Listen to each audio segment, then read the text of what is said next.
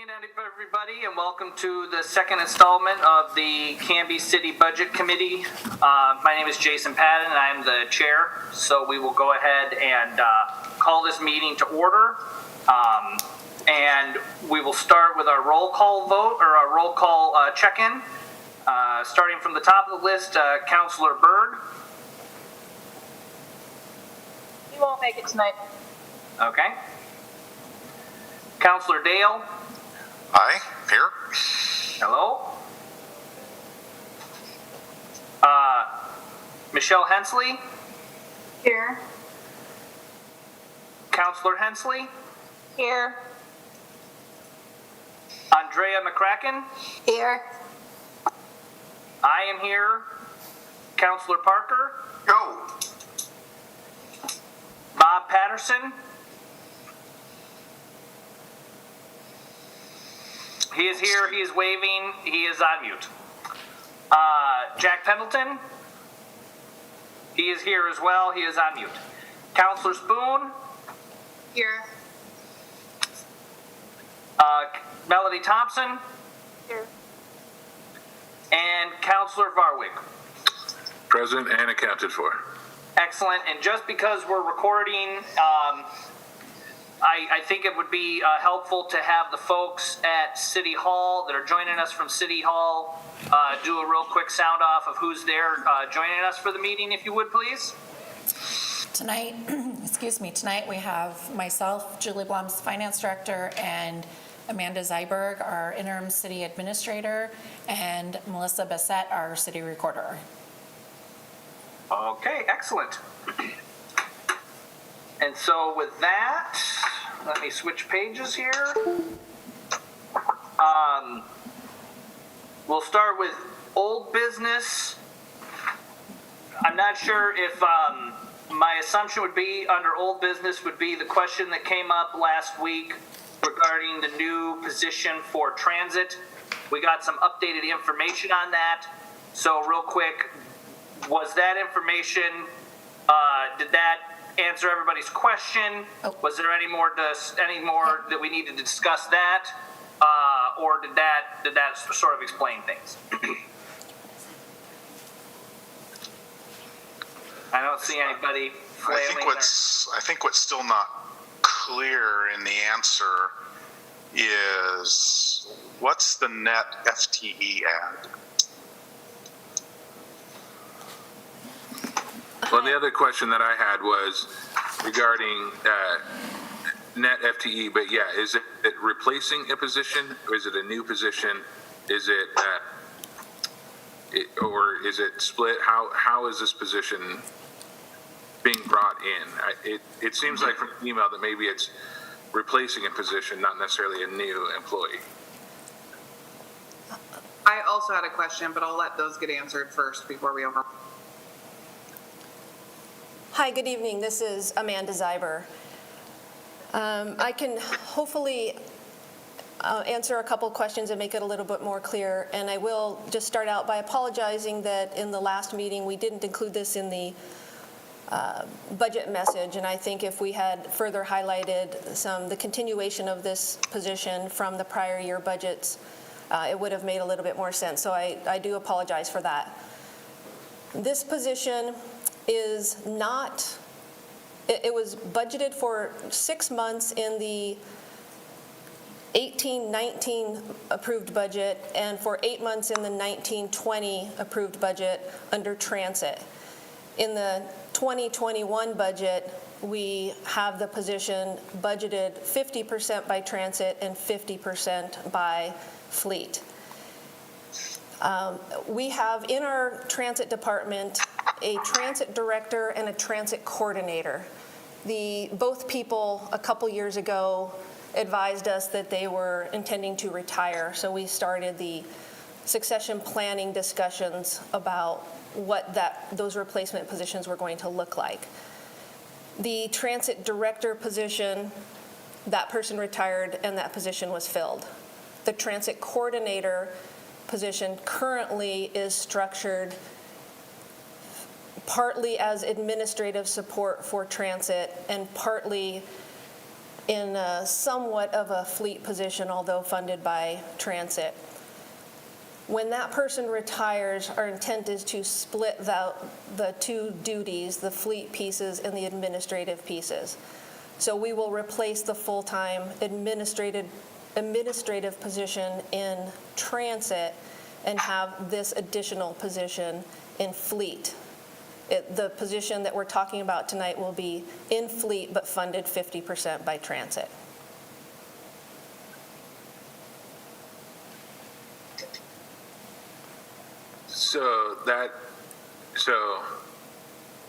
I'm trying to understand it. So it's basically replacing the transit coordinator position, correct? And it won't be so that we won't have the transit coordinator any longer? No, we will have the transit coordinator. In addition to the transit coordinator, we will have another full-time position that is funded 50% by fleet and 50% by transit. And that position was budgeted in 6 months in the 18-19 budget, but we didn't fill it during that year. We budgeted it again in the 19-20 budget. We anticipated maybe we would have it filled for the last 8 months of the year, but then we waited until we had our new transit director on board, so we basically moved it forward again to this year. Okay, so it is an additional FTE, not replacing one, but it just has not yet been filled or been filled in past budgets, correct? That's correct. What's the fully loaded cost of this new position? 74,000. That includes payroll, PERS, and bennies? Yes, that's fully loaded.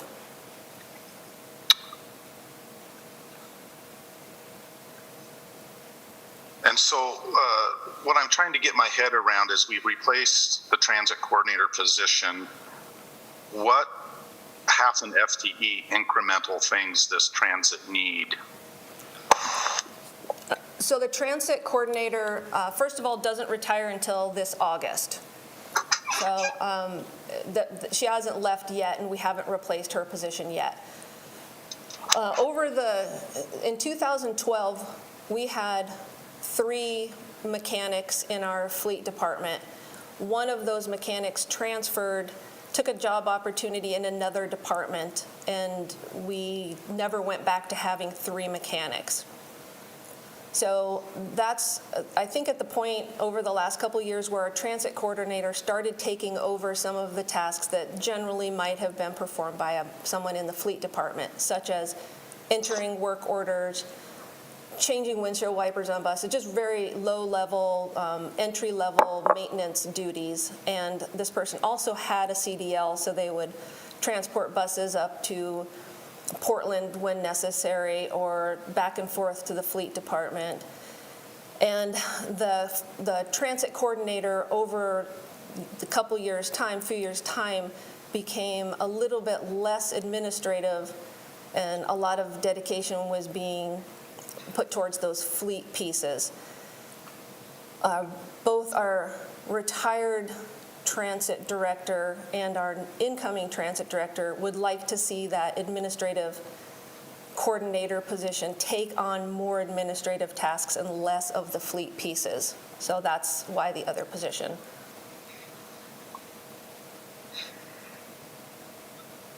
Okay, does that answer your question, Tim? Well, what I'm trying to convince myself of is there really, has transit generated another half FTE worth of work? What was being covered before by one person, has that really turned into 1.5 people? Both of our transit directors believe that is the case, yes. So stuff was not getting done before that we're trying to get done now. Pieces were getting done by the transit director that they'd like to put back to the coordinator so that the directors have more time to do the more director-type positions and grant and higher-level administrative functions. I think what was covered, what was covered in the explanation last week was the current transit coordinator is a bit of a Jill of all trades, and they did things just to get the job done. And finding a new transit coordinator that will be as versatile as our outgoing one is going to be extremely difficult. And to make sure that those positions run smoothly, breaking them out and creating this position, which is split over two different departments, will actually allow the transit coordinator to run their position better and fill this gap that's going to be created depending on what the skill set is of the new transit coordinator. Is that correct? I think that's a pretty good assessment from the administrative transit piece, yes. Okay. Now, Sarah, I know you have a question, but I just want to make sure that is it tied in with this one, or I just want to make sure that that the question about whether this is. I think it's related. It's kind of from a different angle, but my ultimate question is the same, but my question is related to Julie's email earlier. Oops. There. Okay. She's in the top half of the email, you mentioned something about how because of the addition of vehicles to the city, that fleet can at times get overwhelmed. And in relation to what Tim's asking, I guess my question is, are we filling a position for the times when we surge? And is it really necessary because at times we get overwhelmed and so we're filling a position to take our periodic surges? Or is it that the position is necessary? Sorry, I have a very, very sick dog who wants to eat. Or is it related to the fact that it would be necessary all the time? Does that make sense? I'm trying to ask how much of the hiring is related to what appears in the email to be surges and how much is necessary consistently. Your question makes very good sense and is really all of the pieces that we've been thinking of over the last couple years and why this position hasn't been filled. Because our original intent was to get this position on board and start working with the transit coordinator before that person left, and then also start assisting the fleet. And we've been trying to best figure out what the needs are for both fleet and transit so that we hire the right people to serve the needs that we have. In our fleet department, I will say the two mechanics that are there do a pretty darn good job of keeping up with the work that we have. As the city grows and we bring on more buses and more police cars and more public works equipment and new sweepers and things like that, they can get pretty busy. I think they're always very busy. Those surges can come in times when if there's an ice event and all of a sudden all the vehicles need new tires put on them and those types of things. But in general, what we've seen over the last couple of years is that we've had to contract more work out, not because our staff is not capable of doing it, but because there's just too much work in there. So we're hoping that if we have somebody to come in and kind of do the work orders and take some of those administrative pieces, that'll free up our mechanics. Do we know, Amanda, how much we spend how much? I understand that we're going to be adding a position at $74,000, which I have an additional question afterwards about where the other $24,000 comes from in the $100,000 annual increase in that budget. But how much are we contracting out now? Like, is it a net expense for the city? Are we going to be able to reduce contracting out, save that money, and then just transfer that money to internal? Or are we still going to be contracting out to a certain amount? Have you guys calculated what the net exchange is on reducing contracting work out? I don't think that we have exact numbers, no, but I think that we do definitely anticipate that there will be less contracting out. And then, Jason, when we finish this, maybe find out where that other $25,000 came from in the $100,000 overall increase in the budget. Yeah. Okay. So we've been working on this for a couple years now, this position. Do we have a job description drafted for this position? We we do not have a final job description, no. It's keeps morphing, and it keeps morphing as our people change, specifically our our transit directors, because our new director has a different skill set than our prior director did, and has different expertise and has different ideas about what he'd like to see the administrative coordinator do. Also, we don't know what the skill set will be of the person that comes in as our new coordinator. So what we'll be doing is finalizing our best guess at what pieces will be going to the new coordinator position and which pieces will be going to the fleet position. And that fleet position job description then will be reviewed by and finalized by our department directors and then the union, because it is a represented position.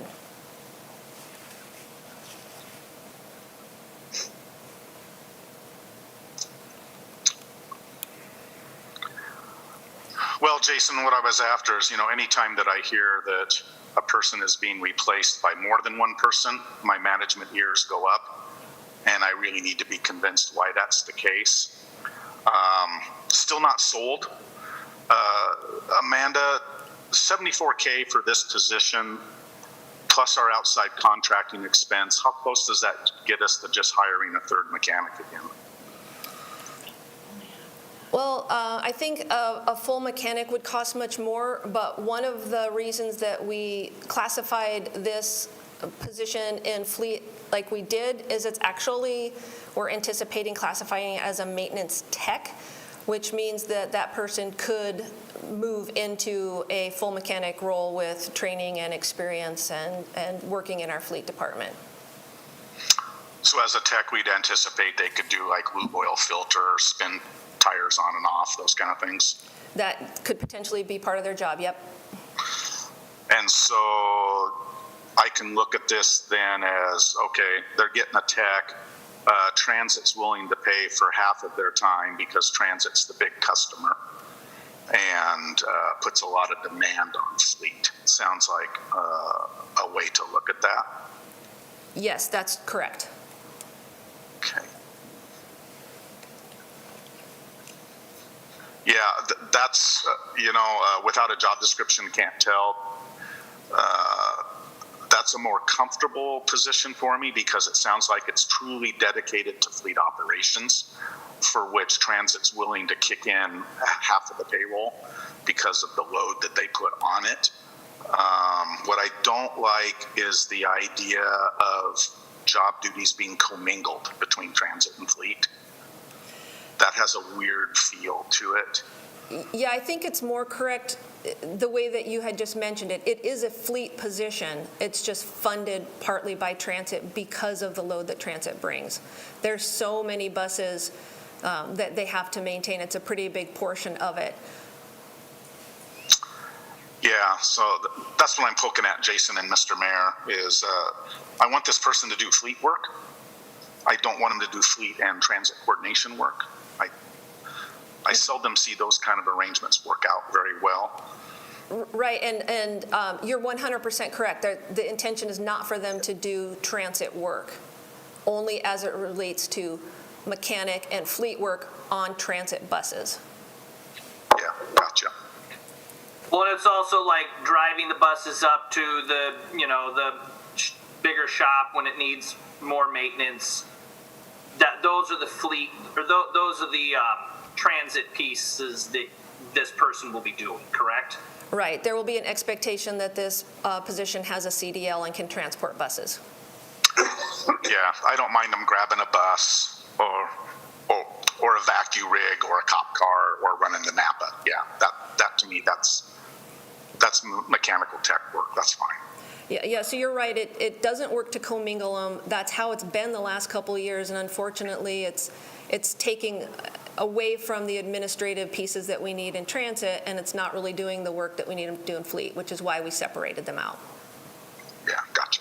Yeah, I see it a lot with Tim right there, and I struggle with approving $74K in a budget without having the job description. And I really, really think that that needs to be a huge priority, is to make sure that we dial in what that job is for $74,000 so that we know what exactly we're approving.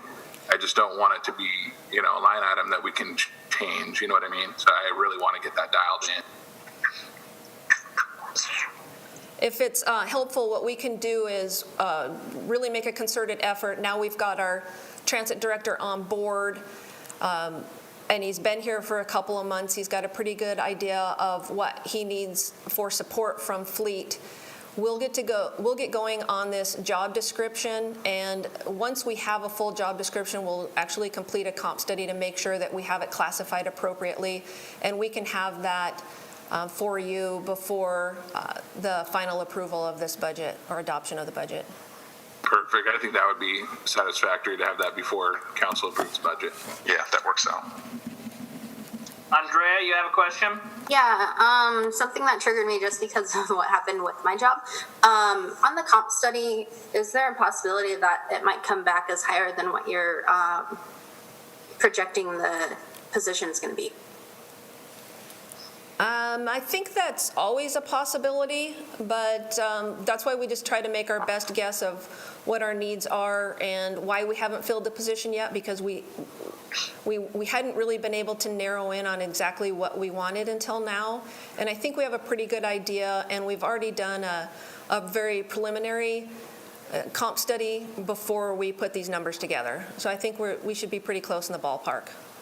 Okay, thanks. So, something that's on the bubble is Sarah had asked about the remaining $25,000. I just went back and looked at the budget, and it looks like there was a pretty large anticipated extra expense in fuel this year and a couple of other things, which probably makes up that 25 in bits and pieces. So I think I answered my own question once I went back to review it. Okay. Jason? Greg, yep. And I apologize if this was answered last week when I had to attend the Fair Board meeting, but I'm struggling with the concept itself of dedicating a piece of a position in fleet to transit, because we have, as I understand it, the cost allocation. So on a month when transit is using half a person, transit pays for half a person. On a month when transit isn't, under our current system, they don't. But here we're just locking in a certain amount that transit's going to be paying, whether that person works on buses or not. What was wrong with the old system, the current system, which is if transit has 100 hours a month, it's billed 100 hours a month. We're now going to a bifurcated system where transit gets billed per hour, but then also for a half position. Is that right? Yes, it will be a combination. The two mechanics will their time will be allocated the way it has been, which is by work order, based on usage, which department uses them. This position, this mechanic tech position would be, their position would, half of it would automatically be paid from transit, and the other half would then be allocated to the work orders that they're working on that are not transit related activities. Well, I'm a little bit like Tim, that we're, without any experience, we're assigning values here. Let me go back to another question that I had from Julie's email, in which she talks about an OS3 position being approved. Where is that position these days? That's what the transit coordinator position is. Okay, I thought nomenclature matters a lot, so if we can call it the same thing each time. Yes. I didn't see transit coordinator in Julie's thing, and now we're talking about it. Julie talked about an OS3. Those in fact are the two same things. Yeah, one is actually a classification that is based on our salary schedule, and one is a job title. Okay, well, is there a problem with just us sticking with one name or another? Because it sounded like we had two different things. Maybe that was just me. Maybe nobody else had that problem. No, we can clarify that absolutely. The classification is an OS3. Even though they may be changing oil. No, that's for the transit administrative position. What is confusing? I still don't get it. I know where your confusion is. It's confusing because in the 18-19 and 19-20 budget, when we had these placeholders for this position, we did not know what it would be classified as. So we just duplicated the OS3 classification. So we, instead of saying one's an OS3 transit coordinator and one's a to be determined, we just had it classified as an OS3. So that it'll be an OS3 in transit and a mechanic tech in fleet. So, and I just want to throw out there, and I think, and correct me if I'm wrong, Amanda, what I'm hearing is there's a sticking point as to, this one position getting paid for by two different funding mechanisms and who gets what. I think backing up a little further to what was happening before, the transit coordinator, the manager, was doing jobs that a mechanic or technician should have been doing. So it wasn't that the city was capturing money from transit of what a tech was, like, if a tech was driving a bus up to Portland, the city wasn't billing the transit department for that money. The transit coordinator was actually driving that bus up there as an administrator. That's correct. So by dividing this out and having some of it come from transit and some of it come from fleet, now it's actually capturing closer to what it was doing or what was going on originally. Is that correct? Yes, that's correct. Does that make more sense, or did I just make that more confusing? So I think a follow-up question from launching off what Greg pointed out is Transit's going to fund 50%, so they basically get an all-you-can-eat for their 50% kick-in. I'm not sure that we understand that. So, okay, let me reverse it. The way I would do it in my company budgeting is if I thought that this new position would be consumed 50% by transit, then I would boost fleet expenses on the transit side to accommodate that. I would not do a direct 50% pay for the position. The position would be 100% fleet. They would bill out to transit the way they would police or PW or anything else. And I would take care of the anticipated transit being the lion's share of it on the transit side. And that way we're not covering up any true cost. You get better visibility of how the person's really used and really billing out. Yep, and we can absolutely do that in our financing here. Does that make sense, Greg? That's what I was trying to get to is why have a bifurcated position? Right. Who's the person's supervisor? Who will be doing their evaluation? Right. Yeah, needs to be 100%. Where is this going to be located? Right. I don't like the idea of separating authority from responsibility. So Tim said in a much fewer words than what I was trying to say. Just have the person in fleet and then bill for the actual hours instead of estimating hours from which we don't have experience. Absolutely, we can do that. What that requires, though, because that is a change in how the money is allocated currently in the budget, is you would need to make a motion to move $37,000 out of the transit budget to the fleet department so that it can roll through that allocation process. Because right now I have it completely split. It's not part of the allocation. We've got to get the whole cost back into fleet in order to let it roll through the allocation based on work orders. So you need a motion to do that I do. before we've approved the budget in the committee? Yes. But you must have already have thought about that as a possibility and thought that the way you proposed it is a better way. But what was the reason that tipped you that this is a better way to do that? Either way works. I think we leaned more towards this direction because about 50% of this person's job right now is doing this work. And so we were just trying to automatically say, this person's going to be doing 50% transit. Is this person's time still going to be tracked? I mean, what happened back to Tim's, you moved around, Tim, back to Tim's all-you-can-eat thing.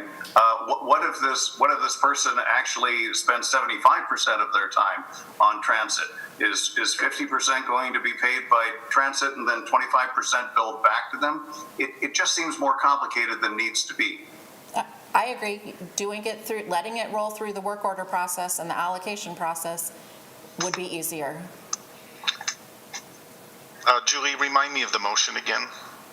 To transfer appropriation from the transit fund for $37,000 to the fleet services fund. So I move to transfer the appropriation from the transit fund of $37,000 over to the fleet fund I'll second. for this position. I'll second. Okay, so it's been moved by Counselor Dale, seconded by Counselor Varwig, correct? To transfer appropriations of $37,000 from transit to fleet. Is that correct? Yes. Sounds right. Julie, that captures our intent, right? It does. Okay.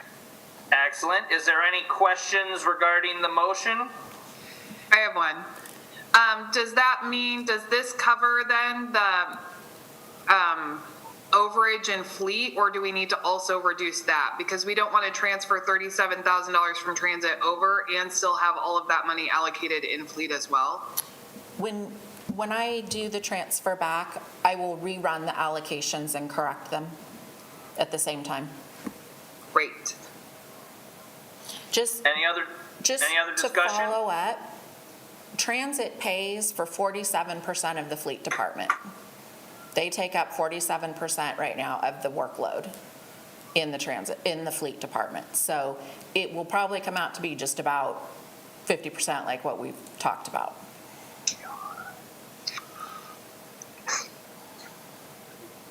Okay, is there any other discussion on the motion? Seeing none, all those in favor signify by saying aye. Aye. Or raise your hands, yeah. Okay, are there any opposed? No one's opposed. Are there any abstentions? No abstentions. Then the motion carries. And I just wanted to say thank you for the conversation, and we will finalize a job description and a salary range and have it in front of you before this budget comes back for final adoption. Sounds good. Thank you. Hold on just a second, people. I realize that my computer is not plugged in and it's starting to have a fit.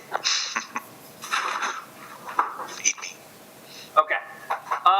So that was all I had on the, Jason? Yep.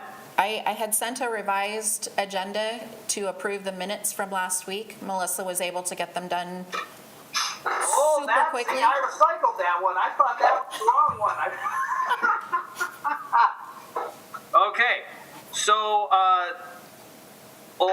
our next piece of old business is to approve the minutes from the May 14th, 2020 meeting.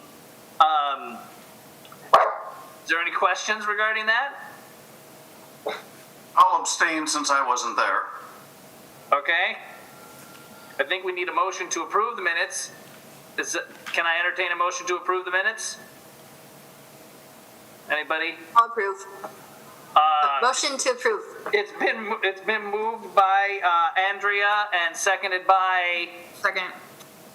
Sarah to approve the minutes from the previous meeting.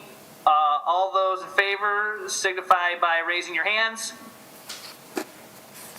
All those opposed? Is there any abstentions? There's one abstention, Greg Parker. Motion carries. Minutes are approved. Now, was there any other questions? I don't think there was any other old business. Hot dog, we're moving on to new business. And with that, I will pass things over to the folks at City Hall to start through the next portion of our budget review. Okay, so we're going to start with the library fund tonight, and that's on page 66 of your budget document. In this budget, we have no changes to staffing this year. We have reduced the fine revenue for the current year, being that we've been closed for 2 months, and I imagine things will probably be waived for a while just because of the pandemic. And as we talked about last week, the biggest change is the transfer from the general fund. We increased that to match their admin overhead charge so that their budget would stay status quo and we would not have to cut hours or positions.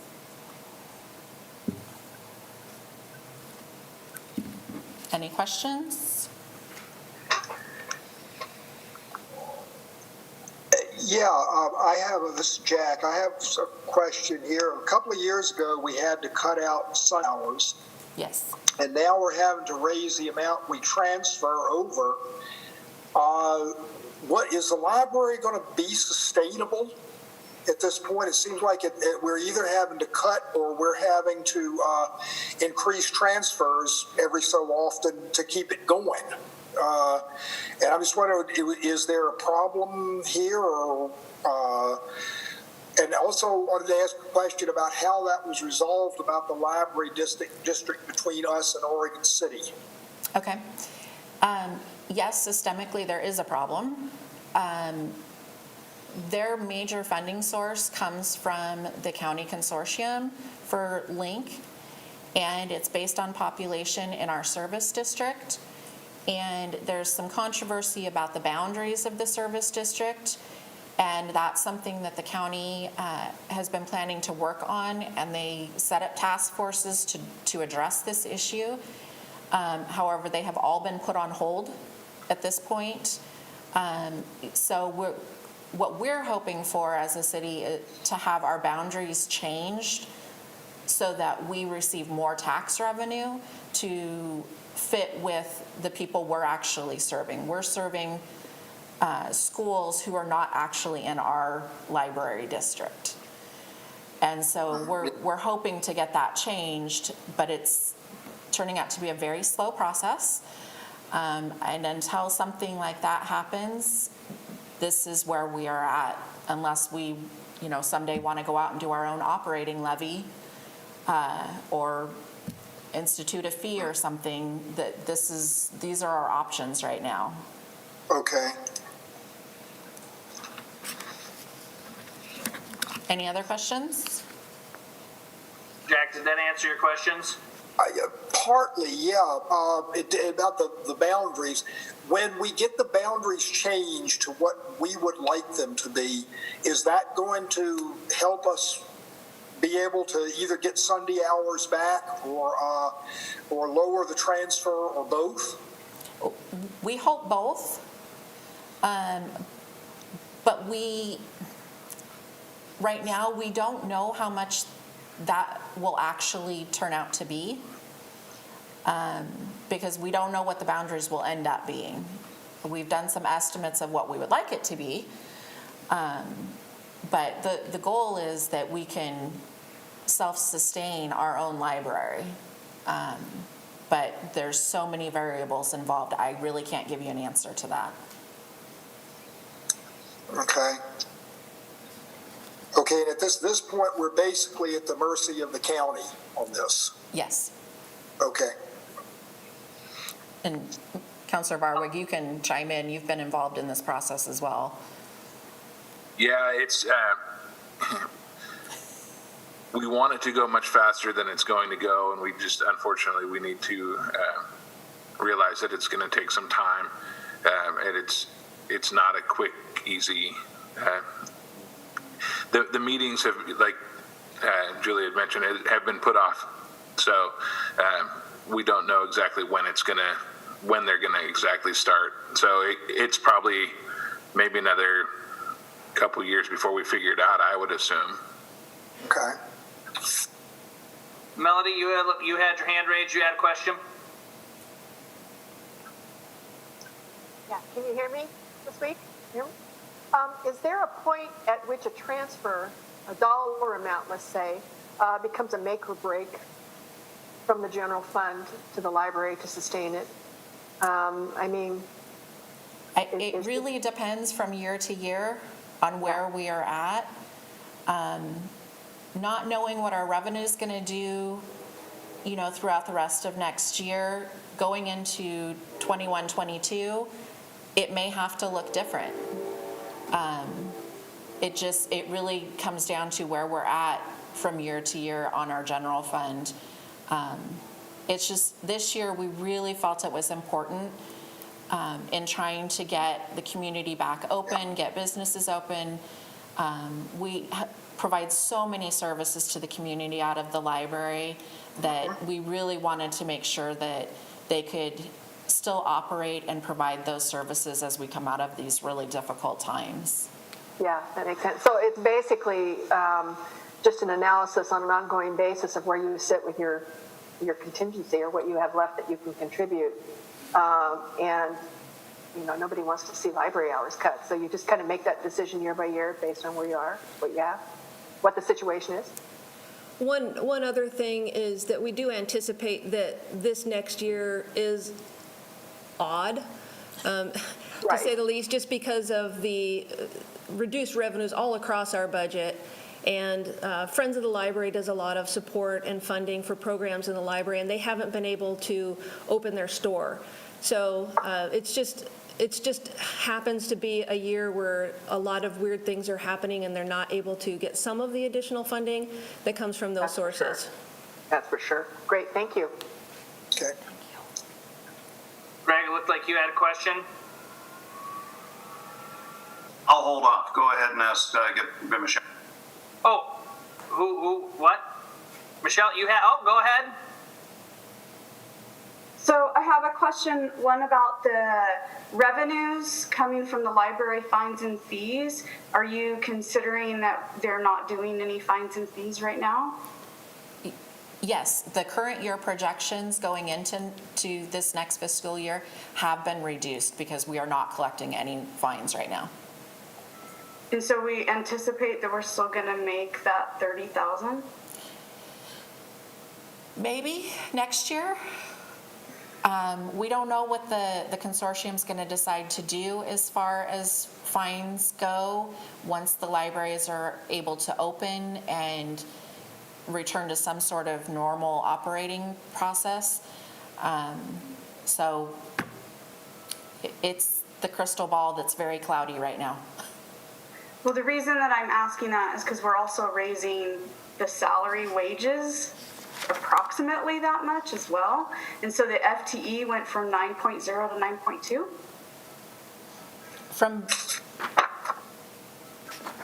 From budget, it's 9.1 to the 9.2, and that's really just our on-call staff trying to make sure we've got the right mix to cover shifts. The increase is just your normal health insurance increase, cost of living, step increases for staff, that sort of thing. There's not any new staff in this.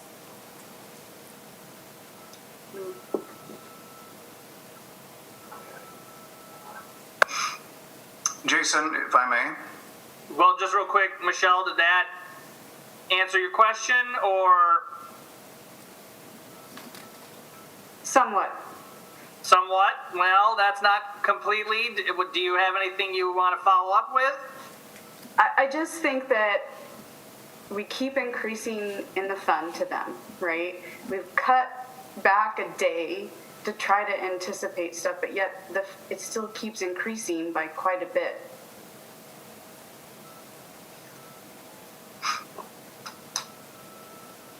I guess something that, okay, I'm gonna put a pin in that. I want to say something to that effect, but first I want to hear from Greg what his question is.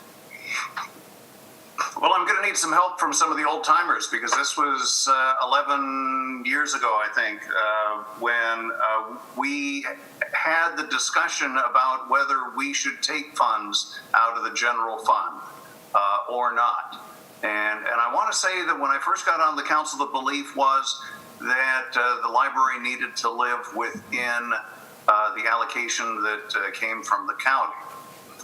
And I remember the first year, I think it was a modest one of $30,000.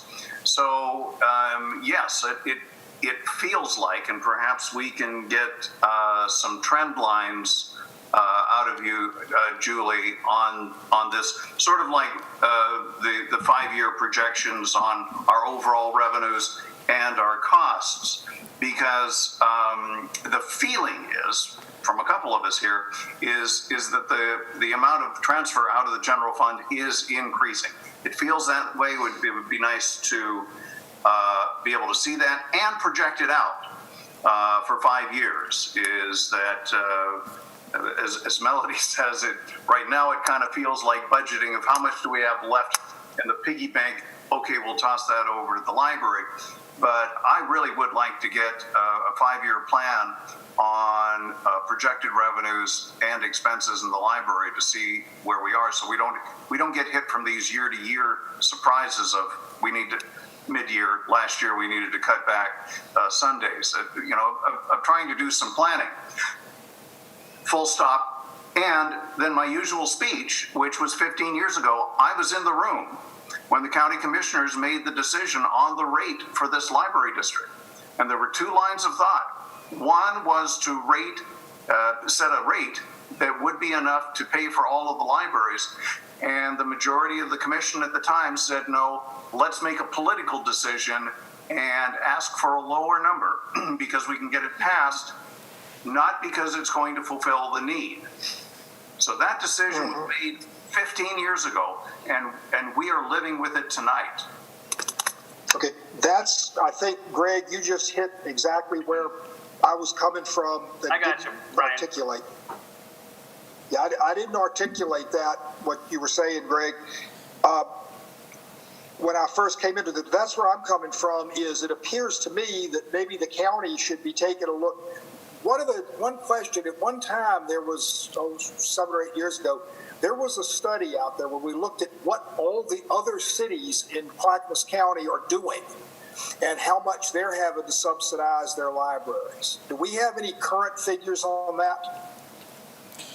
I know that Irene does, but I also know we have the lowest subsidy of all of the libraries. And Okay, well, if everybody's subsidizing it, then maybe these county commissions that are looking into all these things, maybe should be looking at something bigger. It's like, is the rate correct? right, I think that's true, and I don't think that there are any libraries in the district that are operating fully on just the library district funds. Every single library has had to have transfers from general fund to operate. And I agree about looking at the rate. However, once a permanent rate is set, it is set. You cannot change your permanent rate. The only option they have is to go out for an operating levy that has to go to a vote every 5 years, 4 years. And It's 5 years. okay, so I was right the first time. So every 5 years, and you're kind of hanging on the voters whether or not it's important to them. So, Brian, you had something you wanted to add, and then Again, just echoing much what I think was already being said was, back to when the argument was made, going back to when the county commissioners put this into place, was that this was a permanent piece. There's no inflationary component. So the only way, in looking at the numbers, the only way that we increase the revenue from the library district is to build more houses and have people move into town.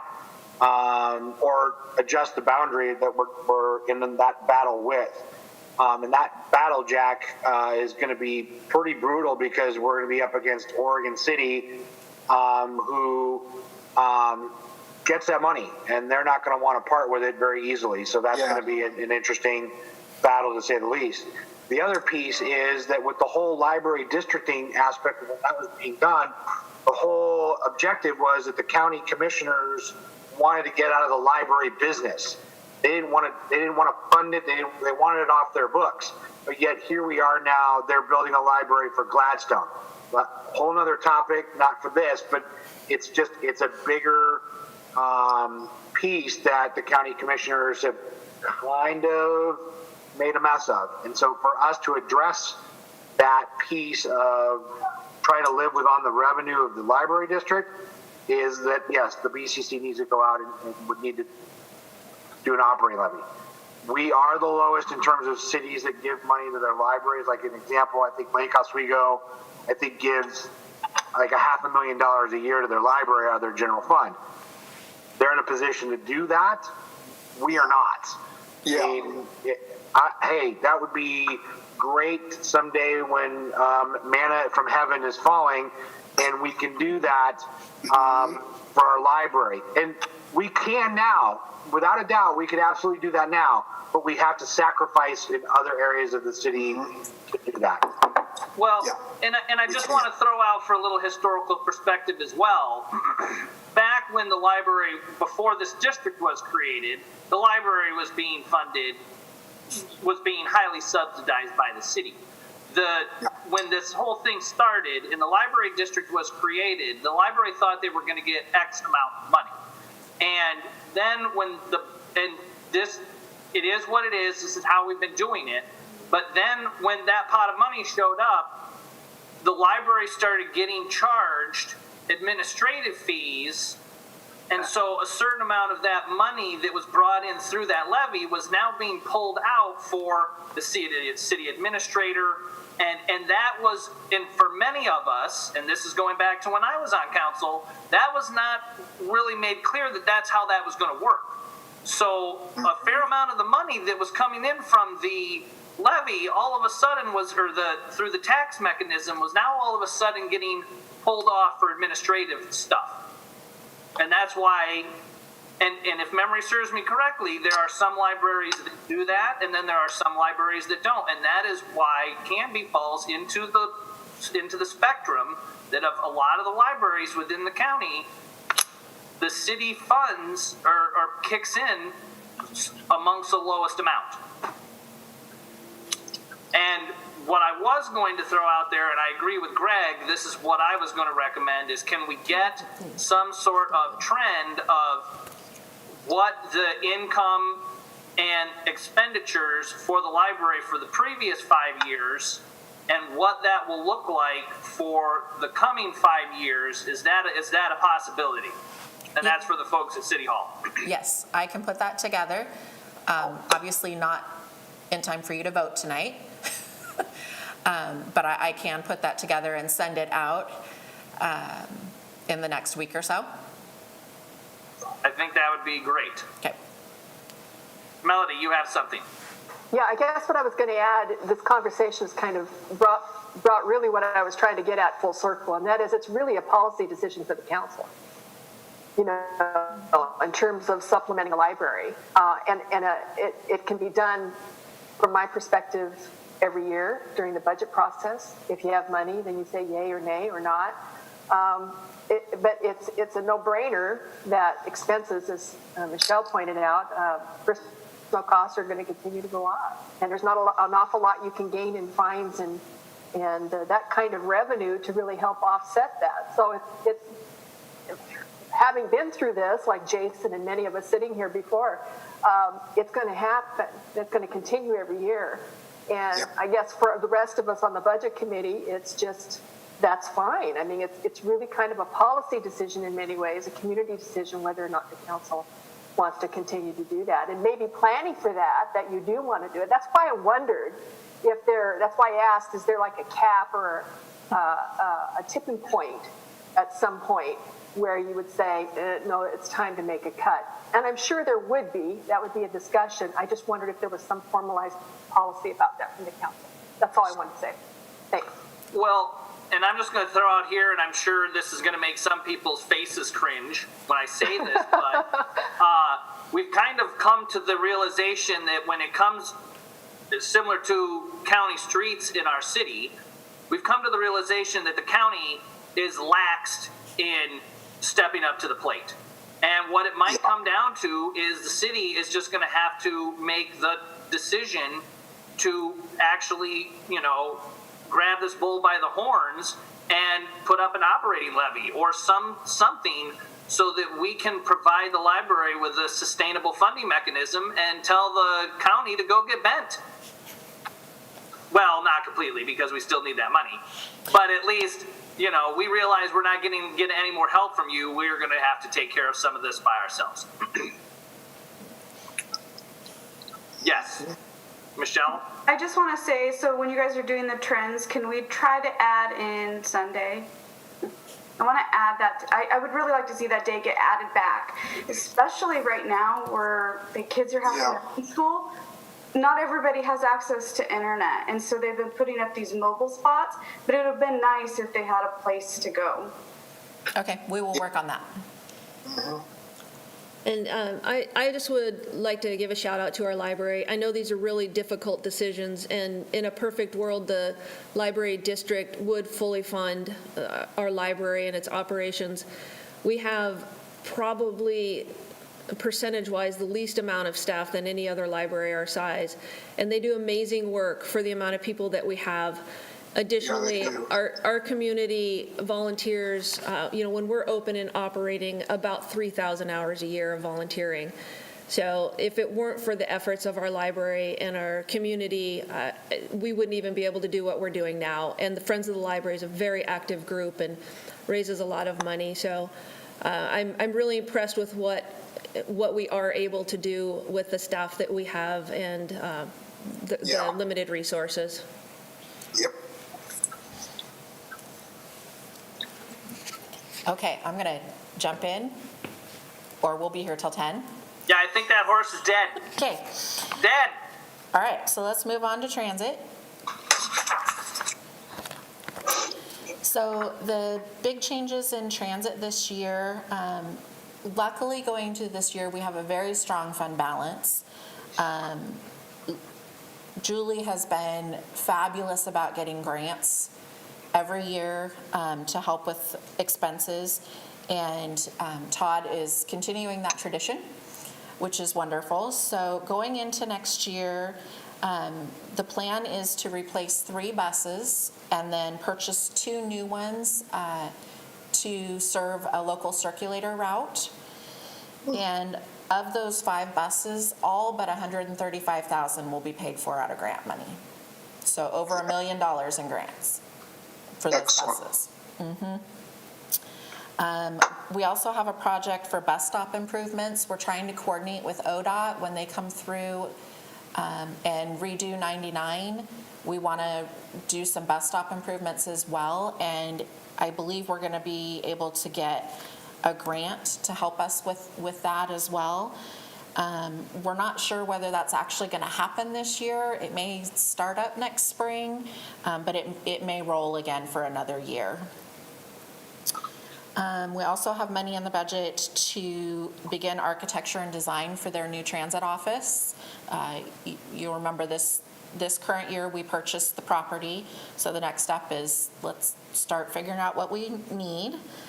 And we also have money in there for a master plan update. I know Julie has talked at council that we've done the majority of the projects already that were in the master plan from just a couple years ago. So it needs to be updated again. Todd may wait another year, but he may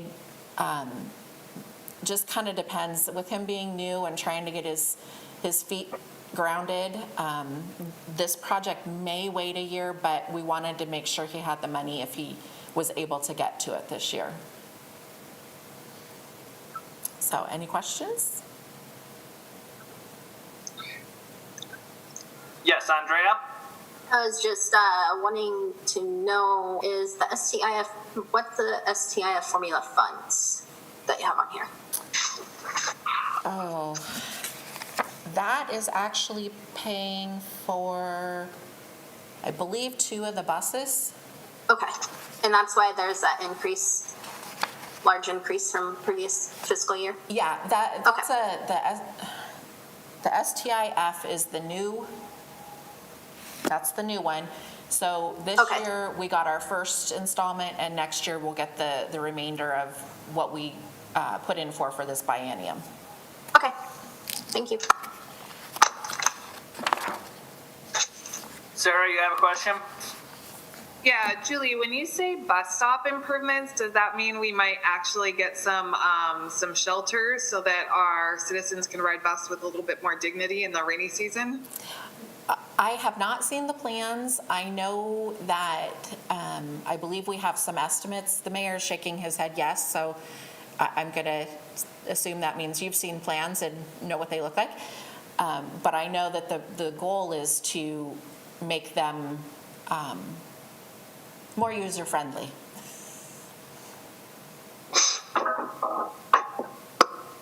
Any other questions? Yep. Brian? Yeah, I just wanted to add on to that. It's not so much I've seen plans. I know that that's been the goal that Julie had, was trying to get to the point where we do get some structures put out, trying to work with ODOT with their big 99E paving project coming up, and looking at where that might be suitable for some of those locations, as well as we start to look at the circular route, that having specific areas as part of the circular for pickups, that they would be sheltered of some kind. So I know that that's the plan. I don't know, there hasn't been any drawings or necessarily a breakdown of what that would necessarily look like, but I know that that was Julie's hopes, dreams, and desires, was to do pieces like that. Good. Greg, you had something?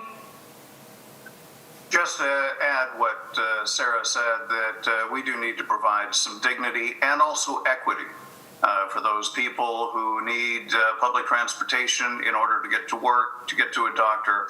I think the very least that we should be able to do is provide a way for people to get out of the elements. And so, yeah, I'd like to see what sort of plans we've got coming along with ODOT, and to the extent that we need to add our voices to regional transport policymakers, I'd sure be happy to, because I think the key to increased usage is going to be making it so you don't get wet when it's raining. I know the total project cost is about $333,000, and that's for 10 bus stops, 6 of which will be done as part of the ODOT project, and 4 of them we will do on our own because it's outside of that area that ODOT will be working. And of that, we're looking at getting a grant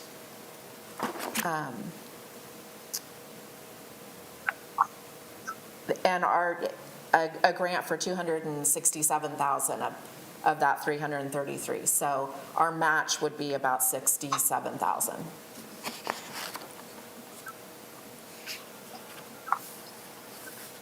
Any other questions?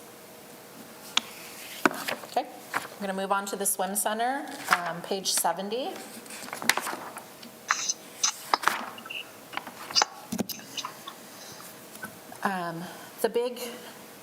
The big change this year is that while we've been closed, we were able to take advantage of this time. The one silver lining to COVID And they're doing all the maintenance work that they would normally do in September when they close down the pool. They're doing that now, so we won't have to close the pool in September. They've drained the pool, they're painted the ceiling. I know they've got some deep cleaning work going on, so that will be nice to not have to close the pool in September and being able to take advantage of the times we're in right now. Their revenues obviously are down. There's nobody swimming. And we've issued a lot of refunds for canceled classes and that sort of thing.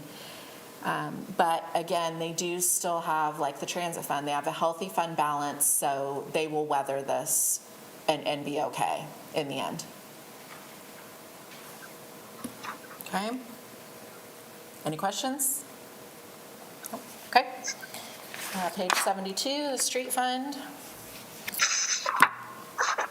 So last year we did a lot of street maintenance projects. And so this year we're going to take a little bit of a break and kind of back off a little.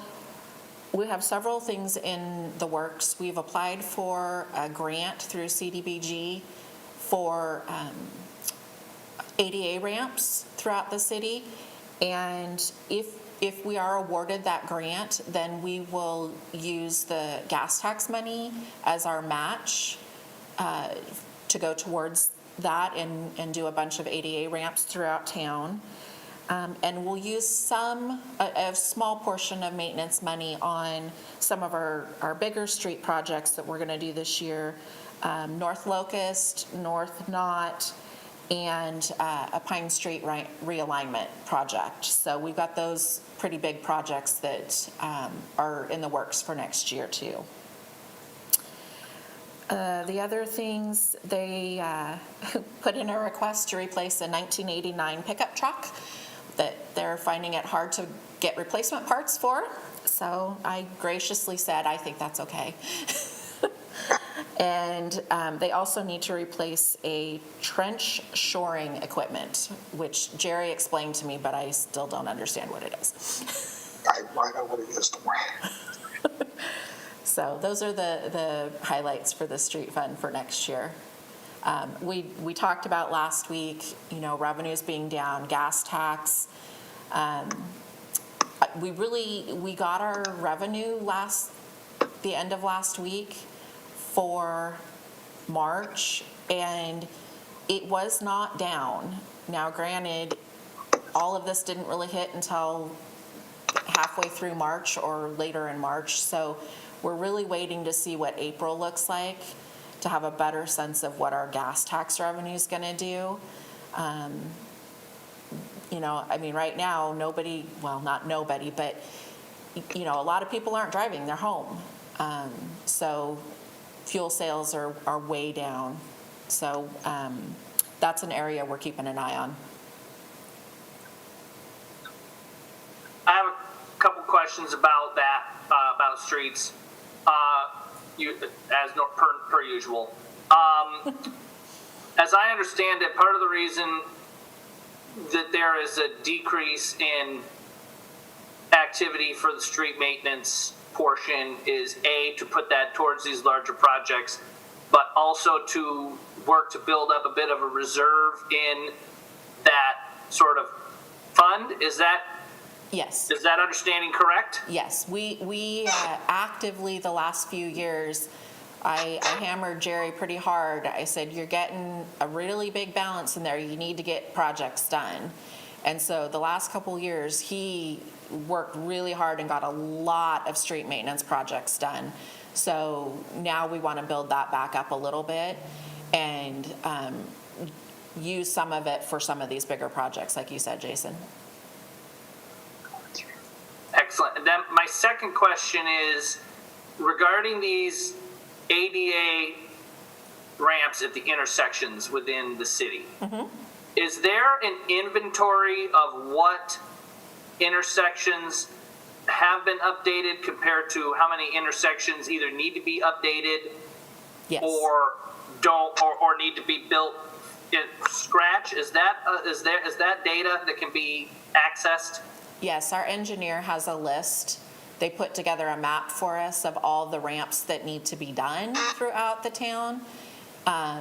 So I can have Jerry send that out. Does the whole committee want that, or do you just want that, Jason? Okay. It looks like there are some other people that would be interested in it. Yeah, I'd like to see it. Oh, look at that. See, I'm not alone. I feel much better now. Yeah. And kind of, and this is kind of to plant a seed. I had this wild and crazy idea when I was out walking the other day. I would like to, and the reason I'm asking, and this is why I'm asking this, I would like to know, I'd like to see some sort of master plan of leveraging this gas tax to update or build all of these ADA ramps. So eventually that gas tax could be used as sort of a matching fund for people who want to, like if there are streets that are identified in the city that need sidewalks, that the city could have some sort of program where, hey, we're going to be doing work on this street. If you are willing to pony up 50% of what it would cost to put in the sidewalk in front of your house, we would help match that and have some sort of like comprehensive sidewalk installation program that the city is a part of. Jason, I need to ask you a question because I think we were both on that street committee years ago when we did the street fund, the $5 a month charge. There was a restriction put on that it could only be used for curb-to-curb paving. Yep. Yes. Okay, does the gas tax have a similar restriction, and does it apply to ADA ramps? Well, so this is, and Julie, correct me if I'm wrong, but this kind of came up a few years ago where all of a sudden these ADA ramps were being done, and I pose a question, what's going on? I thought all that money was supposed to go towards curb-to-curb. And how it was explained to me was the city had updated pretty much the streets that had legal ADA ramps, but in order for them to do updates on other city streets, they would first have to update those ramps at those intersections in order to actually do the street maintenance portion of it. So there was sort of a concession made to say, well, the gas tax money can go towards doing those ADA ramps, but the money coming in from the street maintenance fee really needs to be used for the curb to curb and down. Is that correct? Yes, that is correct. Jerry makes sure that we are only spending street maintenance on curb to curb and gas tax to supplement for sidewalk, ADA ramps, stuff that we have to do when you go in and do a street. Okay, good. Okay. Any other questions on streets? It looks like Brian has one. It wasn't so much as a question as just as a backfill to the ADA ramp conversation. And so this is something that's going on statewide. There was a lawsuit brought against ODOT and the state about ADA ramps.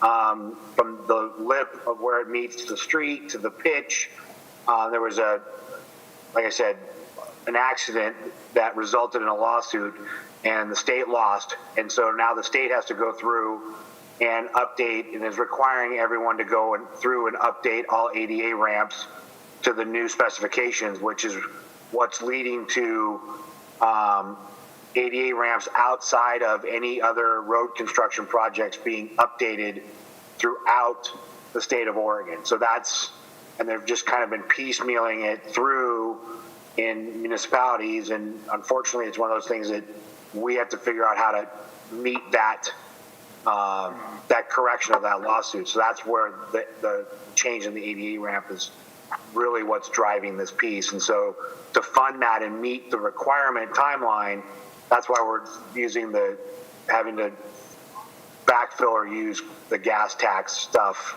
or funding to help pay for this as well. And so as Julie just said, our road maintenance fee is the curb to curb. So so hopefully once the ADA ramp project is complete and we've done all that, then that money will return back to road projects or leveraging for other things. And Julie, if in that breakdown of the numbers of the ramps, if it could just include also what the average cost per intersection is, that'd be.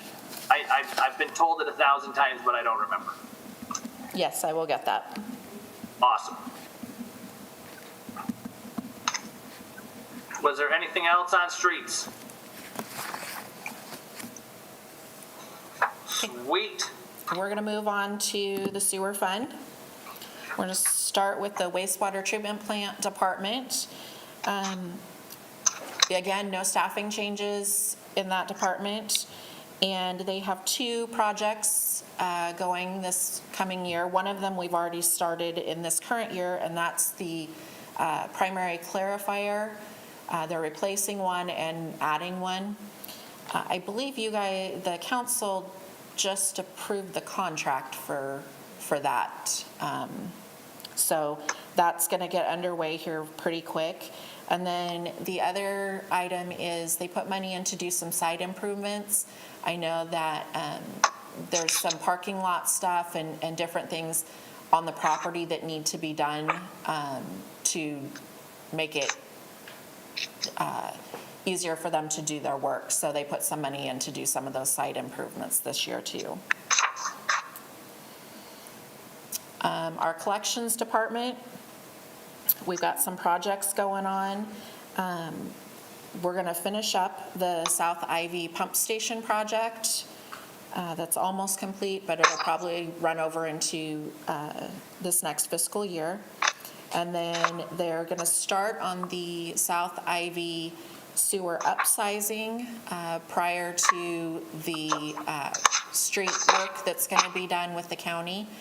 We want to get our sewer taken care of first, so we're not cutting that street up right after it gets redone. And there's money in to pave for the lift station down by the PD to pave a small road from the upper parking lot down to the lift station that's down in the green space area so that they can get their trucks and stuff in and out of there to do work easier. And then they put money in to replace an 18-year-old sewer push camera. So we're starting to see we've got a lot of equipment that's older, and this is pretty common for smaller cities like our size, that we hold on to things forever, hence replacing trucks from 1989.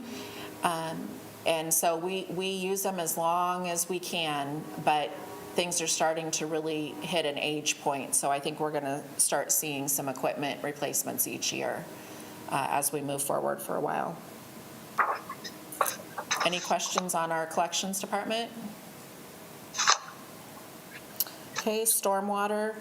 They don't have any projects slated for next year, but they do, they want to work on GIS program, and the costs for that will be split between the sewer fund, stormwater collections, and the street fund, about $10,000 from each fund to go towards GIS program, get their maps all done electronically. Right now they're using paper maps when they're out doing work, so they want to get that automated. And then the not allocated department, again, that's where we run our utility billing costs through, is through that department, and there's no changes in that department either. So that's the end of the city's budget. If you have questions, other things you want to talk about before we move into the public comment requirements we have for tonight. Are there any questions? Greg, I see Greg's hand up. And this may be something that you have dealt with last week, was on the system development charges. Was that discussed last week? It was, but I can answer your question. Well, then let me pull up my screen here. It's right there.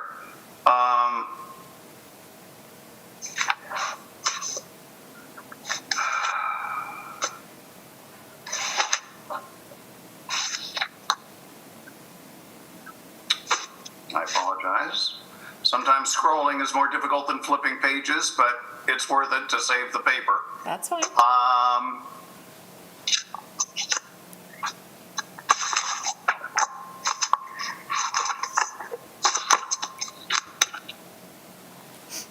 Somebody help me with the SDCs. What page is that on? That is on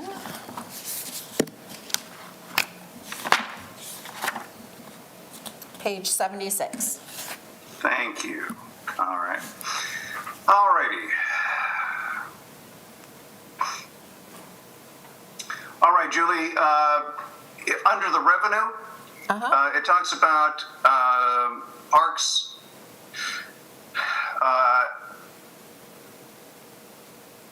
SDCs, park improvement SDCs, park SDC compliance fee costs. So in this last year, we collected 260,000 in park SDCs. That's our projection. I actually think we're already over that. Okay, because in the management report, I saw that we're bringing on between 6 and 12 houses a month for the past couple of months. So at 10 houses, that would be $60,000. So yeah, I'm just wondering what, with the increase in construction, what those figures are going to be. And then on this page, does it show what is in that fund? What the cash carryover is for that particular fund? Yeah, it's down under the requirements section. It says reserved for future expenditures. There's a line item for each SDC type. Reserved for park 3.9. So that's what's in the piggy bank right now. That right now we're projecting it to be 3.7 at the end of this year and 3.9 at the end of next year. And because of Splash Park and other costs that will be coming out of that fund? Yes, we have the Splash Park and we have the master plan update. Right? All righty. That's it. Thank you. Brian, you have a question? Well, a comment and then a question. The first comment is to Councilor Parker's point about the houses being built. A lot of that development is the timber park development, and we did a park land transfer, so we weren't making money until house number 87 of 105. That was a dumb idea. Hence, yeah. Well,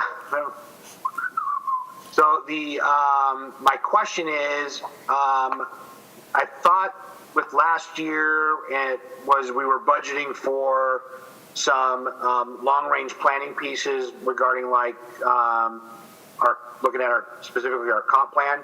Are we budgeting for that again this year? Have we budgeted enough to begin that process? I guess that's where my question ends. That would be budgeted under the planning department. We do have money budgeted in here to do a parks master plan. But the comp plan, I don't have an answer. I don't see comp plan under the planning in the budget.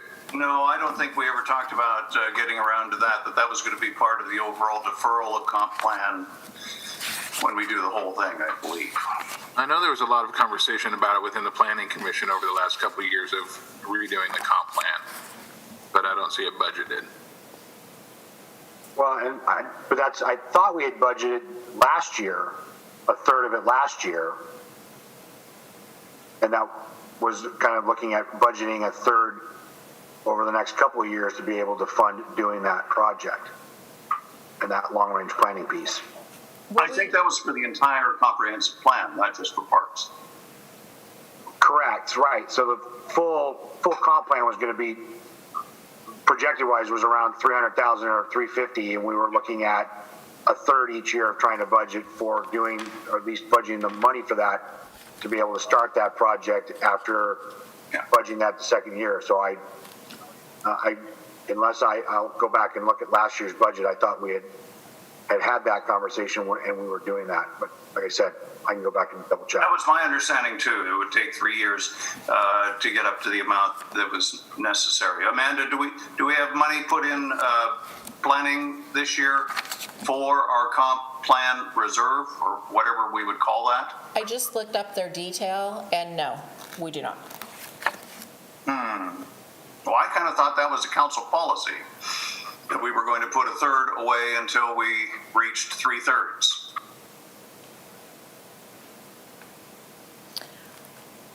I remember something similar, some conversation regarding that. I also recall. We can follow up on it and get back to you. That's an area I honestly, I can't give you an answer. I don't know. Maybe if we didn't change city managers so frequently, we wouldn't be having this problem.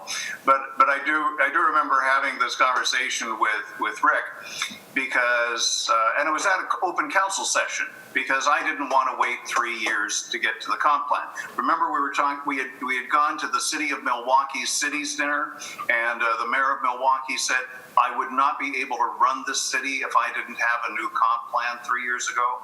And we came back and we said, we need to get to work on this. And Rick said, okay, we'll put a third away for 3 years until we do this. So maybe that's on the council, that we didn't provide the continuity on that. And Jason, let's go ahead and put that on the bubble so we don't have to finish talking about it tonight. But at some point with our growth, we do need to have an updated comp plan. You know, I'm tired of having situations where people come into our planning department and we give them information based upon one map that's wrong and another map that's right. So I'd really like to do this in a big way all at once. So, as far as bubbles go, at the end of tonight, there's no bubble, because our work here is done. Then we foist her off whatever does not get hashed out that you need. That's council's problem. Thank you. Never mind. Here, You can make a council bubble. I will commit to talking to Sandy. She's currently out, but I will follow up with her in the next few weeks and find out what her understanding is, what was passed on to her from the prior director, and just try to get some more information for you. And Amanda, track down that $100,000 that I thought we put in last year's budget. Is that sitting in a reserve account, do you know? There's no $100,000 from last year. You're catching me totally by surprise. So. Okay. What area of last year's budget would that be under? It was my understanding that in the current year's budget, that we had set aside $100,000 to begin building up enough sufficient funds for a comp plan. So if we didn't do it last year, we didn't do it this year, that means we're at least another 3 years away. Yeah. We're going to be doing this. So let me just say that I'd like to get an estimate on when and how we can update our comp plan. Maybe that's the shortest question to an answer. Well, and the reason I'm asking is what rough page or area of last year's budget this would be located under, because I have last year's budget in front of me and I can look at it. It would have been in the planning department. Yeah, and it's not there. Okay. Well, a bunch of good this does. Hey, you pulling a Nancy Pelosi on us? I didn't rip it up, I just threw it. Now I got a mess. Okay, are we ready to move on for public hearings and public comment? Yeah, I'm ready. Are we ready? Yes. I think we're all ready for Navy grog, but that'll have to come after all this is over. Okay, so with that, I'm going to do, I think it's time to do we're going to open up the public hearings regarding shared revenue. I will now open the public hearing on the use of state revenue sharing. The purpose of this hearing is to provide the public with an opportunity to submit testimony concerning the possible use of state revenue sharing funds for fiscal year 2020-2021. Is there anyone who would like to speak? We did not have any written testimony submitted. We did not have anybody request to speak virtually, and there is nobody in this room to speak, so there's nobody to give comment. Are there any throngs of people trying to beat the door down to get in to speak on this? No. Fantastic. Hearing none, the public hearing on the use of state shared revenue is now closed. Dramatic pause. Moving on to the public comment regarding the City of Canby Budget Committee. I will now open the meeting to accept public comment on the 2020-2021 City of Canby budget. Is there anybody who would like to speak? Again, no written testimony submitted, no requests to speak virtually, and no citizens here in person to provide comment. And I do not hear smashing glass in the background, so I think with that, we hear none, and the public committee, or the public comment period is now closed.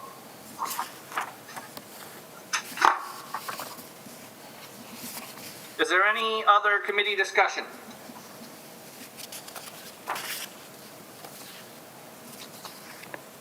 Seeing none, and stop me if I'm wrong here, Julie. I'd like to entertain a motion to approve the City of Canby 2019-2020 budget and property tax rates. Sorry, that should be 2020-2021 budget. I missed I changing was the just year. reading it word for word. I'm on robo mode here. So 2020-2021 budget and property tax rates to be levied. Who would like to entertain the motion?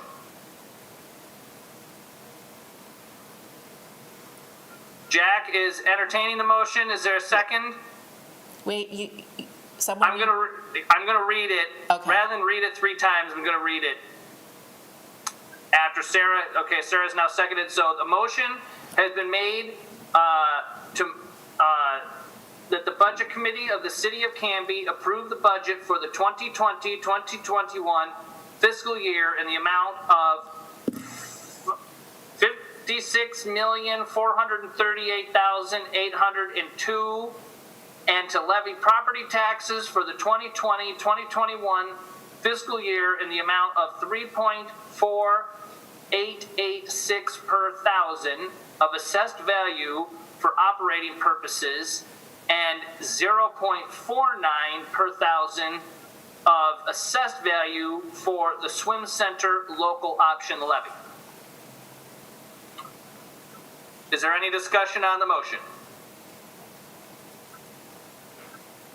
Okay, seeing no discussion, all those in favor of approval of the motion, please signify by raising your hands. We don't have to do a roll call vote on this, do we? No. Okay, perfect. Are there any abstention or any nays? Are there any abstentions? No nays and no abstentions noted. The motion carries unanimously. Seeing no other questions and that everybody is pretty much ready for a nap, I think it's time to adjourn the City Budget Committee, and then I pass it off to my esteemed colleague, Tim Dale, I believe, to open up the Urban Renewal Committee, correct? Nope, you're the chair. What? Yep. Of the Urban Renewal Committee? I thought last year Tim was. Nope, they nominated you, and the mayor is the vice chair. What? But we do need to take a break because I need to bring in our additional budget committee member. So let me give her a call and tell her to sign in now, okay? Yeah.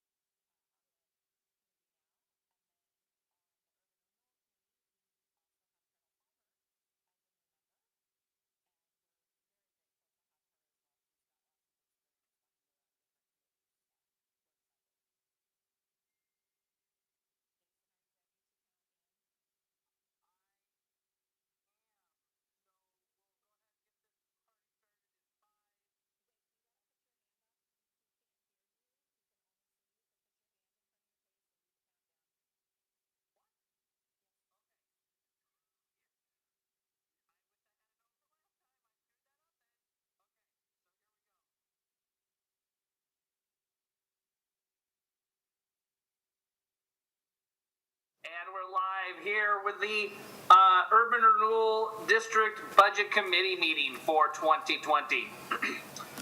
With that, we'll go ahead and get this started by doing a roll call.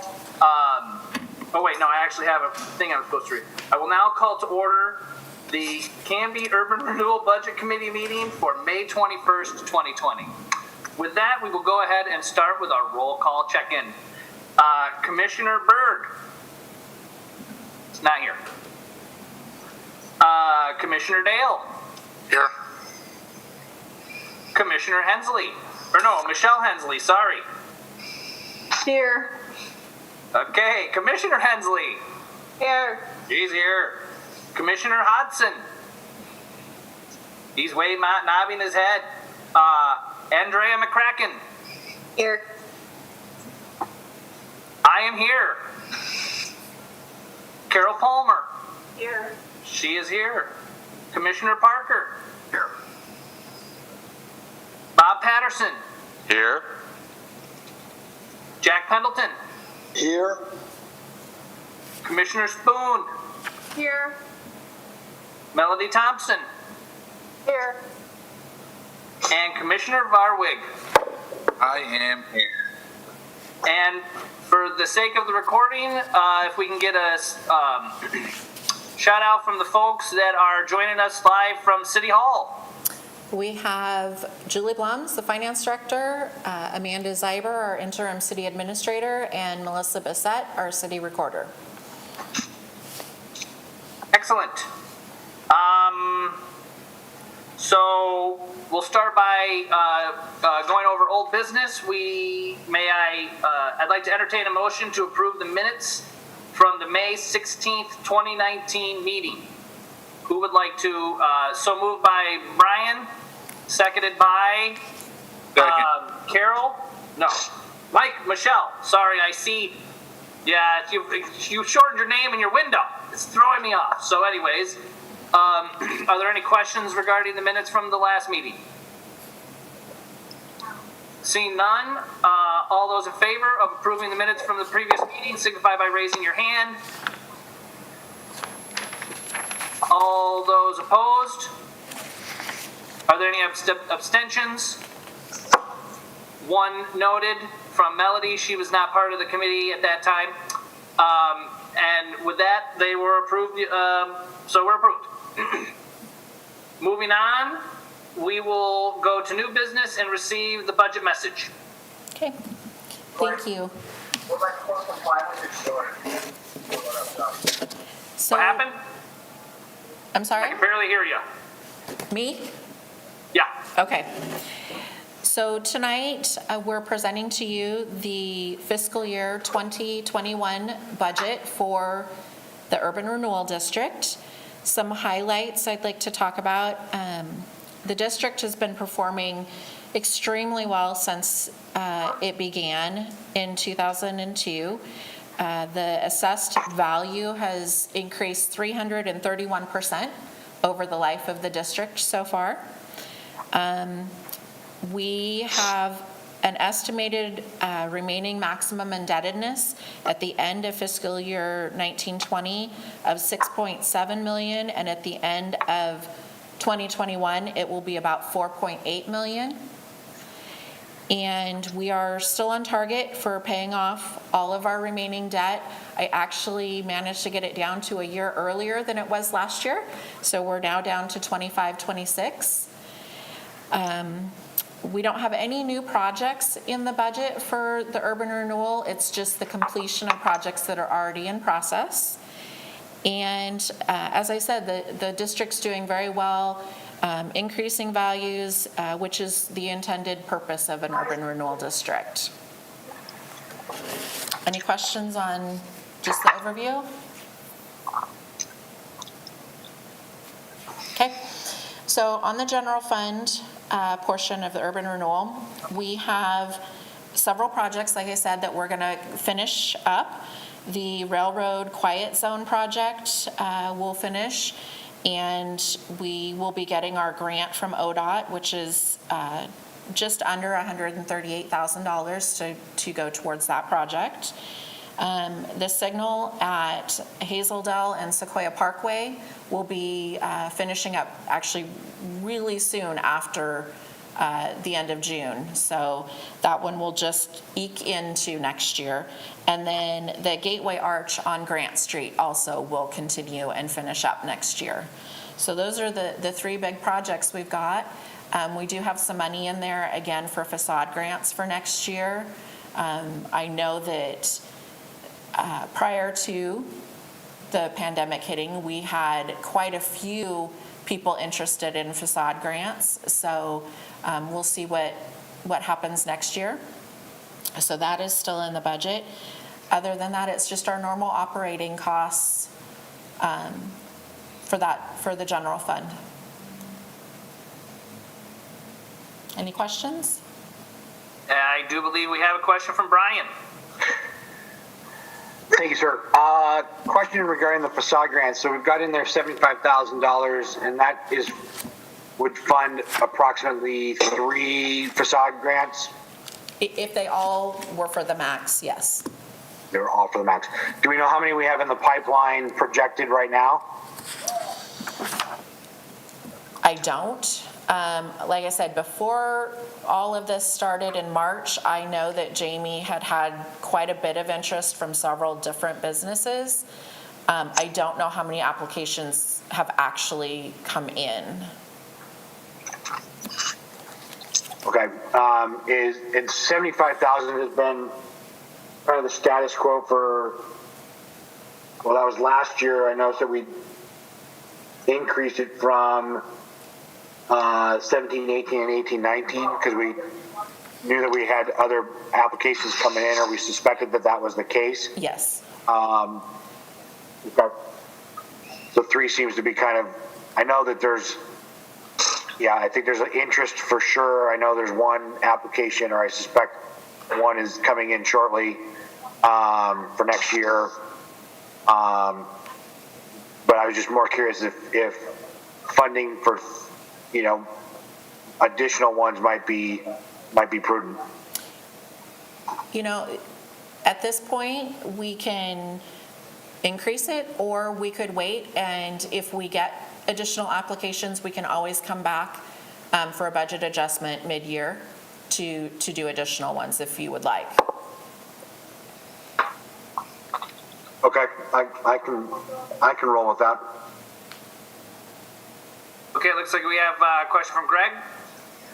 I want to underscore what Brian said, that there aren't a lot of things that the city has resources to do and can do to add some spark to the downtown, but this is certainly one of them.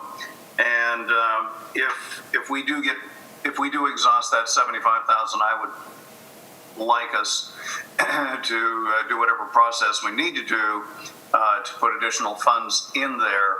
I think it would be reassuring to our citizens to see continued investments in the downtown and businesses sprucing up the downtown. So we don't need to put the money in now, but if you could, Amanda, pass along to Jamie, to keep in mind that we'd like to know what the status is.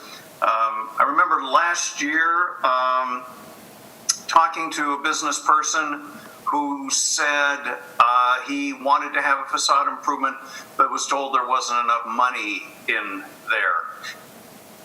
Really, that's the sort of information I'd like to hear from staff, because then we can do something about it. So if we could keep track of how many applications are in and what the funds are, and if we're in a situation where there's more interest than there is funds, could you bring that to us so we can have the discussion about transferring additional funds? Absolutely. I'll pass that on to Jamie. Okay, is there any other questions? Okay. I'm going to move on to the debt service portion of urban renewal. As I've said in the last few years, we've been working really hard to pay off our loans early. We were able to pay one loan off last year, and in this budget for 2021, we have the money to pay off our 2009 loan for Township Road, Berg Parkway, and Sequoia Parkway. That'll save about $232,000 in interest by paying that off early. We also have enough money to prepay on our 2010 loan for First Avenue. And so we'll prepay about $700,000 this year. And then in 21-22, we will pay off that loan, the remainder, and that will give us a savings of about $450,000 in interest. And then that will only leave us with 2 loans. And based on my cash flow projections and, assuming that there's no new projects that the board wants to take on, we will be able to pay off the other 2 loans by 2025-26. And by doing that, we will save, on one loan, we will save about $2.7 million in interest, and on the other one, we'll save about $1 million in interest. So, in my opinion, that's good. Yeah. And once those loans are paid, then the district can be shut down, or the board can decide to embark on additional projects to use up the last of the maximum indebtedness, but we're getting pretty close as it is. So there's not a ton left, but that's something that the board can decide. When you shut it down, does that mean that the tax increment can now go to the city and the schools and so forth? It absolutely will. Okay. Good. So any questions on that? I don't see any questions. All right, that's all I have, other than you have to do the public hearing for public comment. Yes, I do. So with that, I will now open the meeting to accept public comment on the 2020-2021 City of Canby budget. Or should that be urban renewal budget? It should be urban renewal. Urban renewal budget. Is there anyone who would like to speak? We had no written testimony submitted, no public requested to speak virtually, and nobody here at City Hall requesting to speak. And I do not hear any sirens or alarms going off there, so I will assume there's nobody outside trying to get in. With hearing none, the public committee, or the public comment period is now closed. With that, we'll move on to approving the Canby Urban Renewal Budget. And I know this is going to be kind of tricky, but I'm going to do it the same way as I did the other one to expedite this process. Is there anybody that would like to entertain the motion to approve the budget? Don't all jump. Jack has moved to approve, and Councilor Sean has approved, has seconded. So with that, I move the budget. Should this be Urban Renewal Budget Committee? No, it It's says, just as written. yeah, just read it as Oh, written. I move that the Budget Committee of the Canby Urban Renewal Agency approve the budget for the 2020-2021 fiscal year and the amount of $8,398,135, and to levy property taxes for the 2020-2021 fiscal year for the maximum amount of revenue that may be raised by dividing the taxes under Section 1C, Article X1 of the Oregon, or XI, of the Oregon Constitution and ORS Chapter 457. Is there any discussion on the motion? Seeing none, all those approving signify by raising your hand. And it looks like everybody has raised their hand. Was there anybody who wanted to, in opposition? Hopefully not. That would mean you voted twice. There's no abstentions. So with that, the motion carries unanimously. And there ends that portion of it. So with that, I'd like to entertain a motion to adjourn the So moved. What? So moved. So moved by Sean, seconded by Tracy Hensley. All those in favor of adjourning the meeting signify by raising your hands. All those opposed, any oppositions?